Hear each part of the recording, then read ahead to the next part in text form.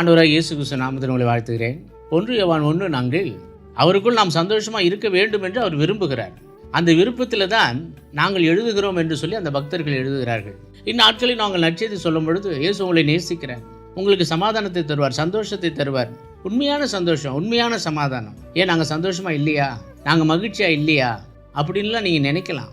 ஆனால் கர்த்தருக்குள் ஒரு சந்தோஷம், அதை தான் ஆண்டவர் அங்கே கொடுக்கிறார். அவரிடத்தில் நாம் வந்து, அவரிடத்தில் நாம் பிறந்து, அவருக்குள் நாம் வாழும் பொழுதுதான் அது ஒரு மெய்யான சமாதானம், சந்தோஷம் நமக்கு கிடைக்கும். அதனால தான் சொல்லுகிறார், உங்கள் சந்தோஷம் நிறைவாக இருக்க வேண்டும் என்று அவர் விரும்புகிறார். நிறைவு வேண்டும் அல்லவா?